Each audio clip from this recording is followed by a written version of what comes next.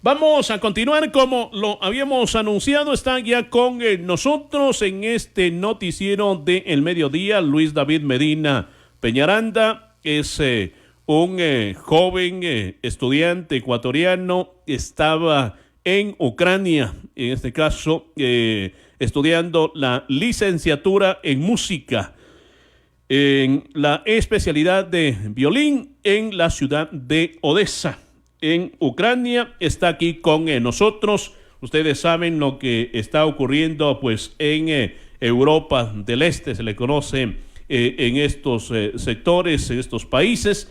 Y está aquí para contarnos, Luis David, la experiencia en este caso que les ha tocado a vivir, en el caso tuyo personal y a muchos ecuatorianos. El número es bastante significativo que estaban en este país. Yo no había pensado que habían muchos, algunos lojanos han ido a estudiar en Ucrania y verdaderamente, sobre todo, músicos. Y en el caso tuyo es por la música, otros van a estudiar medicina, otros van a estudiar aviación. Creo que son las carreras que más estudian ahí y verdaderamente, pues comparado con otros países del mundo, son asequibles. Yo creo que por eso llama a jóvenes como ustedes a emigrar allá, a ir a estudiar allá, a radicarse allá. Así que, Luis David, cuéntanos cómo surge de ir a Europa del Este, en este caso a Ucrania. Bienvenido, buenas tardes. Muy buenas tardes, José Daniel. Bueno, primeramente muy contento de estar por aquí en Radio Zapotillo. Y bueno, claro que sí, yo hace 2 días atrás pude llegar a mi ciudad. Está recién todavía. Sí, justamente recién. Todavía estoy, con el horario un poco todavía cambiado, que no entiendo, pero bueno, claro, estoy adaptando todavía porque, yo vivo en Ucrania 5 años y medio. Yo me fui en el 2016, en octubre del 2016, porque, quise emprenderme a seguir mi carrera de música, en especialidad violín. Es verdad que, muchos ecuatorianos han ido a este país porque primeramente por las facilidades de estudio que brinda el país de Ucrania en diversas carreras, que a lo mejor algunas no se encuentran en Ecuador y que a lo mejor algunas existen, pero por, esas situaciones del CNSI, de las pruebas, de los cupos limitados, pues claro, un poco funcan el sueño a veces de los jóvenes. El sueño de los jóvenes. Entonces, para buscar otras posibilidades, pues entienden que tienen que verlo en otras partes externas, fuera de las fronteras ecuatorianas. Justamente Ucrania, pues absolutamente es uno de los países que brinda estas facilidades en estudio, que a diferencia de otros países europeos, pues sus costos son mucho más accesibles. La vida también es más o menos no muy costosa, claro, y es por eso que existe esa facilidad de poder estar ahí y cumplir la carrera. Claro. Ahora, Luis David, ¿cómo era la vida en este caso desde el momento que tú te fuiste, 2016, estamos, vas a algunos años, ¿no? Sí. Ya 2022, ¿cómo vivían ustedes allá cuando no había este conflicto? O sea, ¿cuál era la situación, el día a día? Bueno, en realidad, decir que yo llegué en un momento en que no era conflictivo, no, porque el conflicto en realidad nació en el año 2014. En ese tiempo yo no estaba, algunos amigos que... Con el tema de Crimea. Sí, justamente. Bueno, el tema de Crimea fue uno, el tema del Donbass fue otro. Sí, otra situación fue que, Ucrania quería pertenecer a la Unión Europea. En su momento tuvo la oportunidad de pertenecer a la Unión Europea porque, sabe que siendo ya un país europeo, pues las posibilidades y las oportunidades, pues crecen de manera desmesurada. Es por esto que, por a lo mejor un gobierno que no lo supo apoyar tanto a los deseos de la ciudadanía, pues se funcó este sueño y es por eso que inició toda esta situación. Incluso me acuerdo que hubo un referéndum para pertenecer a la Unión Europea, pero eso no creo que prosperó. Es decir, cuando tú fuiste, habían estos conflictos. Ustedes estaban en Odessa, que era otra ciudad, sí, no estaban en Kiev. No, nosotros, bueno, mi ciudad es Odessa, está al sur, es al lado del mar, bueno, está en el Mar Negro, es el puerto, es por eso que es una de las principales ciudades tanto turísticas como económicas. Es por eso, bueno, estando ahí. Ahora, como le comentaba, el conflicto inició en el año 2014 y es por eso que yo cuando llegué, pues ya existían pues estas secuelas de lo que había pasado en ese momento. Bueno, había transcurrido 2 años, pero la gente aún hablaba de eso. Con el tiempo, obviamente, se fue olvidando. Las personas ya estaban un poco más tranquilas porque de alguna manera el gobierno ya empezaba a realizar, bueno, sus debidos trámites para mejorar todo lo que es la economía, mejorar todo lo que es la sustentabilidad, pero justamente eso es lo que, bueno, a Rusia no le gustó, que se alejaba más de lo que es bueno, lo que es de lo que, bueno, de las relaciones que tenía con Rusia. Querían pertenecer más a Europa. Y bueno, absolutamente esto a Rusia no le gustó, entonces vio que no tenía otra opción que el tema militar. Muy bien. Ahora, dentro de todo eso, tengo entendido, ya con 5 o 6 años estando allá, pues se quedan muchos amigos, yo diría ya una vida verdaderamente hecha en ese país. ¿Cómo es ahí, sobre todo la gente de ese país? ¿Son abiertos? La mayoría de europeos sí lo son, es decir, yo te lo digo por experiencia, en este caso, cuando estás en otro nivel, verdaderamente otro tipo de gente es muy amable, muy abierta, te dan mucha apertura, pero ¿cómo son ahí ya en Ucrania? Bueno, en realidad es una pregunta bastante peculiar porque en el primer día en que yo llegué, yo no sabía absolutamente nada del idioma, claro. ni nada, llegué desde cero. Obviamente me costó mucho, es verdad, me costó mucho acoplarme a otra cultura que es absolutamente diferente a la que nosotros tenemos. Claro. Obviamente el idioma mismo ya exige algunos tipos de comunicación absolutamente con las personas y bueno, yo sin eso para mí era un poco complicado. Ya con el tiempo que empecé a entender todas, bueno, estas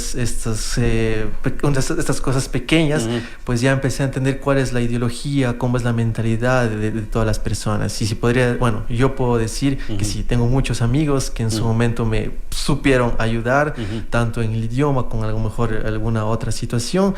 Y bueno, es verdad que la gente cuando ven que es una persona que de confianza y toda la situación, pues son muy abiertos. Pero puedo decir también que ellos son bastante directos y cuando alguien... Claro, el europeo es muy directo. Sí, cuando a alguien no les gusta, es decir, ahí no lo pueden decir de frente y es así. Al principio, es verdad que, bueno, tengo algunas experiencias que al momento no entendía por qué esa manera tan brusca de decir las cosas, porque aquí, bueno, en Latinoamérica siempre existe estos, ¿cómo decir? Estos... a ver, no le damos mucha vuelta. Sí, mucha vuelta, como que no sé, como que parece que no, pero bueno, no, allá es así, sí o no, no, y bueno, claro. Eso al principio lo tomaba como un poco brusco, como un poco grosero, pero al final, bueno, se empezó a decir que, bueno, así es la cultura y yo me encuentro dentro de esa cultura, es por eso que tengo que... Y había que adaptarse. Había que adaptarse, justamente. Claro. Ahora, el tema, por ejemplo, de los estudios, ¿lo estudian en ucraniano, inglés? ¿Cuál es el modus ahí? Bueno, eso absolutamente depende de la carrera, porque hay universidades que dan esa opción de estudiar en el idioma inglés. La universidad en la que yo estaba, bueno, el conservatorio en el que yo estaba, pues solo había la posibilidad de estudiar en ruso.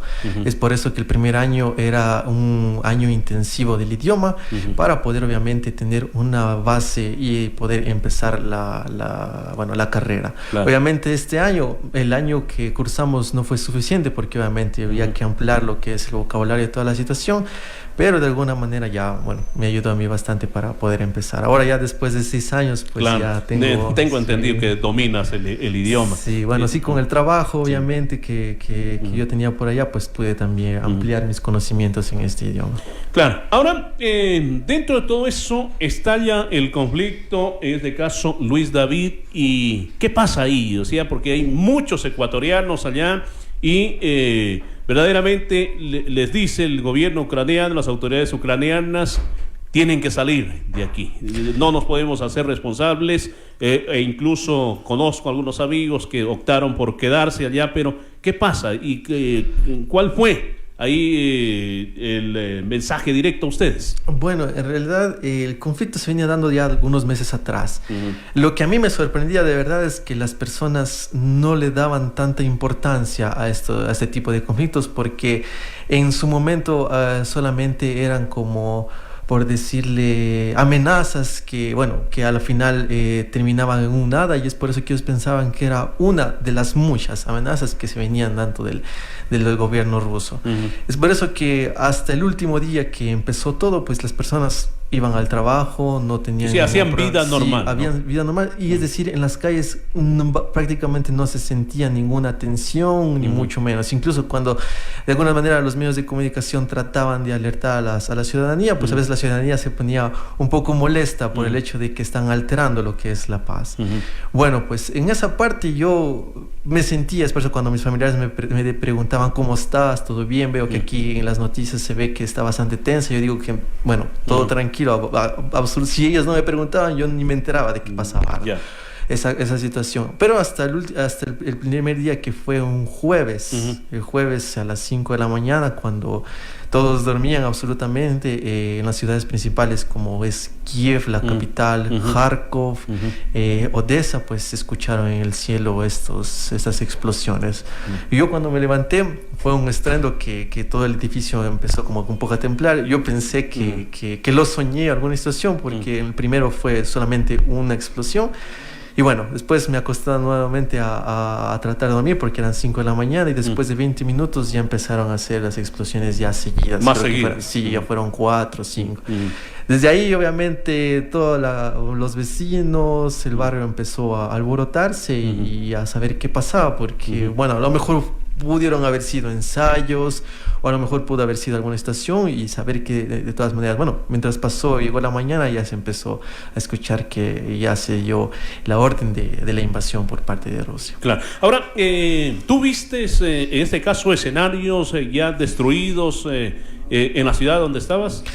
No, la ciudad en la que estoy está bastante resguardada, porque, como le comentaba antes, yo se me encuentro en el puerto, es decir, que aquí llega todas las embarcaciones, la exportación que de otras partes de América. Es por eso que Ucrania depende bastante de nuestra ciudad, entonces, de la ciudad de Odessa. Es por eso que, bueno, en esta parte tiene que estar bastante protegida. Pero a pesar de esto, se vio esos escenarios, absolutamente. El primer día, como le comentaba, simplemente fueron las explosiones. Durante el día, como empezamos a vivir, que por ejemplo los cajeros automáticos estaban congestionados de personas. Los bancos optaron por esta medida de dar hasta cierta cantidad de dinero para que todos alcancen a retirar, bueno, un poco. Bueno, los aviones también en el cielo se empezaban a escuchar. En esta mañana, en este día, fue bastante gris el día, porque era bastantes nubes, no se veía nada, pero se escuchaba. La tensión el primer día era bastante fuerte. El segundo día, pues, se notaba que ya empezaron a bombardear otras ciudades que lindaban con la frontera con Rusia. Se empezaron a ver las noticias, pero no se sentía, porque nosotros estamos demasiado lejos. Yo, a pesar de esto, había tomado la decisión de que, bueno, voy a esperar, a lo mejor se pueda de alguna manera... que se calme un poco. Sí, que se calme un poco. Pero en el tercer día, cuando, bueno, estaba descansando, el segundo día había estado todo tranquilo. El segundo día, pues, se escucharon ya mucho más cerca todo lo que son estos disparos de los antiaéreos y todo lo demás. Yo me levanté, bueno, yo vivo en un 11º piso de un edificio de departamentos, y yo me levanté, me fui al balcón a observar, y como era todo de noche, a la lejanía se vio, bueno, pues estos destellos. Claro. Después yo vi que encima de la ciudad, bueno, no en el centro, sino en la parte de lejanía, se encontraban dos drones rusos, que eran bastante grandes, no eran como los drones que firman. Claro. Dos drones rusos, y cuando los veo eran como aviones, sino que ellos se mantenían estáticos en un solo lado. Ahí cuando los vi, vi, los antiaéreos ucranianos los empezaban a disparar. Cuando vi esta explosión de cómo, bueno, los drones rusos explotaron en el aire, ahí yo me asusté demasiado. Dije, entonces eso está demasiado cerca. Ahí tomé la decisión de salir. Ahora, ¿cómo es la salida ahí, Luis David? Porque no sería fácil, tengo entendido, verdaderamente sería una odisea. ¿Dónde sales de ahí? Sí, bueno, la verdad, al principio yo tenía planeado ir a una ciudad que se llama Lvov. Esta ciudad se encuentra en la parte oeste de Ucrania, más cerca a los países europeos, ya que esta ciudad tiene conexiones con las carreteras europeas y obviamente se puede llegar a cualquier país, ya sea como Polonia, ya sea como Eslovaquia, Rumanía, Moldavia incluso, para poder refugiarse. Esa era mi idea de principio. Pero después que yo había ya comprado mi boleto en el autobús, me había enterado de que antes de nosotros unos amigos se habían ido ya de manera autónoma y a ellos les costó demasiado tiempo llegar hasta allá porque eran las carreteras congestionadas. Miles de coches que les dicen allá. Eso por una parte. Después yo lo pensaba para buscar alguna otra opción. Y cuando empezó esto el día, me acuerdo que fue el día sábado, que yo había tomado la decisión, en el día de la mañana me cancelaron mi autobús. Llegó un mensaje de que se había cancelado y toda la estación, y bueno, ahí empecé a ver otras opciones. Empecé a ver que se podría tomar un taxi hasta la frontera con Moldavia, que era la ciudad más, el país más cercano a mi ciudad. Y pues yo pedí un taxi por una de las aplicaciones. Aquí hay, me imagino, Uber. Allá también, sí. Allá hay una aplicación que se llama Bolt y Uclone. Entonces yo pedí por unos de ahí y nos llevaron. Obviamente el precio no fue bastante barato, pero de alguna manera en estas situaciones en eso es lo de menos. Pudieron salir. Muy bien, ahora, ¿a dónde llegaste? ¿Cuál fue el contacto, sobre todo con la embajada, consulado ecuatoriano? Bueno, en realidad podría decir que en mi caso yo no tomé ningún contacto porque yo sabía que, el tiempo también, la experiencia, yo sabía que en esta clase de situaciones una organización no se puede dar lastimosamente. Entonces, obviamente la Cancillería se contactó, trató en su manera de poder organizar alguna situación, pero yo sabía que eso era demasiado incierto, porque primeramente no éramos uno ni dos, sino eran demasiados ecuatorianos en distintas ciudades. En mi ciudad más o menos somos entre 15 y 20 ecuatorianos. 20 ecuatorianos. Sí, pero en las ciudades, por ejemplo, más al norte, como son Kiev, como son Zaporozhia, Vinnytsia, que son ciudades donde se encuentran, donde hay otras universidades que da cabida a los ecuatorianos. Por ejemplo, hay 200, 300 en Kiev, 400 y todo lo demás. Entonces yo sabía que evacuar todas esas personas no eran ni de 1, ni de 2, ni de 3 días. Claro, imposible. Entonces yo tomé la opción de irme por mis propios medios, como sea. Yo puse lo que primero encontré en mi maleta y fui. Yo tenía miedo de poner muchas cosas porque no estaban dejando pasar con mucho equipaje. Entonces pues yo tomé solamente mi instrumento, que es con el cual yo puedo ejercer mi profesión, y unas cosas elementales con las que me fui. Claro. Ahora, de todo eso, ¿dónde coges el avión? Es decir, entonces me estás diciendo, en otras palabras, que tú volviste por tus propios medios al país. ¿O qué pasó? No, primeramente me fui a Moldavia. En Moldavia por ahí unos amigos nos ayudaron con un día, para reposar. Después en una ciudad que se llama Bender, se llama así. Después me fui a Chisinau. En Chisinau es la capital de Moldavia. Ahí yo compré un boleto para irme a Budapest, que era al principio mi plan para irme que ahí estudiaba un amigo su maestría, y de ahí pues coger... O sea, Bulgaria, sí. A Hungría, perdón. Que es para después volverme a mi país. Pero después, cuando... Esa era una larga espera porque primeramente boletos no había y toda la situación. En Chisinau me tocó esperar un día. Después de eso que me fui a un McDonald's para ver, porque me tocaba esperar a ver qué situaciones teníamos. Estaba yo con unos amigos. Y ahí pues cuando nos vieron con las maletas en el McDonald's, la gente de Moldavia se empezó a acercar a preguntarnos si está todo bien, si necesitamos algo, si tenemos dónde quedarnos. Nosotros dijimos que no tenemos nuestro boleto para mañana, es por eso que hoy no podíamos estar en algún lado. Era mucho frío, es por eso que amanecer en un parque no era una opción. Entonces ellos nos decidieron ayudarnos y nos enviaron a un refugio donde había más ecuatorianos, que más o menos era como un municipio, un coliseo donde habían puesto un albergue. camas. Sí. Y para poder amanecer al otro día. Nosotros estábamos muy agradecidos, nos habían dado de comer, muy agradecidos, y después de eso partimos a Budapest. En el transcurso de eso fue lo más interesante, porque nosotros teníamos planeado ya regresarnos por nuestros propios medios. El canciller se contactó con nosotros porque ellos habían sabido que nosotros estábamos en camino a Budapest y que estábamos en Hungría. Estábamos nosotros ya en el bus, y a un amigo pues que le cogía el internet en su teléfono, pues el canciller le llega a escribir que va a existir un vuelo humanitario del gobierno mexicano para todos los mexicanos, pero habían alcanzado a pactar 12 puestos para ecuatorianos. Entonces ahí nos escriben y tomamos la decisión de bajarnos en el primer pueblo de Rumanía. Esa fue una travesía porque no sabían ellos ni inglés ni ruso, que era nuestro idioma que hablábamos, y fue bastante complicado comunicarnos. Pero bueno, pues empezó la travesía y llegamos a Bucarest, donde salió el vuelo humanitario mexicano. O sea, vinieron por México. Muy bien, Luis David, de experiencia, no quiero ponerme en tus zapatos, tengo entendido que sería también bastante difícil, sobre todo a veces de incertidumbre, porque no sabes qué es lo que va a pasar. De todas formas, estás aquí ya en Ecuador para ir finalizando. ¿Piensas volver allá luego de que las cosas se calmen? Absolutamente, es una decisión que he tomado, que en cuanto las cosas se calmen, lo primero que voy a hacer es regresar, porque tengo mis estudios. Yo iba a terminar ahora en junio, iba a recibir mi diploma. Sí, estaba en el último semestre, entonces estábamos ya organizando todo lo que era el grado, pero es por eso que tengo que regresar obligatoriamente. Y la segunda, porque tengo también mi trabajo, tengo mis amigos, tengo todo ahí, es por eso que... O sea, tienes una vida hecha. Sí, tengo una vida ya.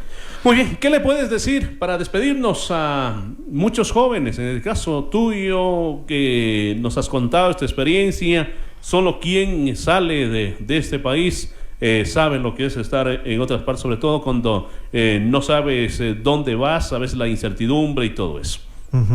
Bueno, pues nada, que a todos los jóvenes que a lo mejor piensan irse a algún otro lado a estudiar, a cumplir su sueño, pues que no hay que tener miedo, simplemente hay que hacerlo. Y como decía alguna vez mi abuelo, que no importa la decisión, si es como sea, que siempre esta decisión hay que hacerla correcta. Entonces, pues...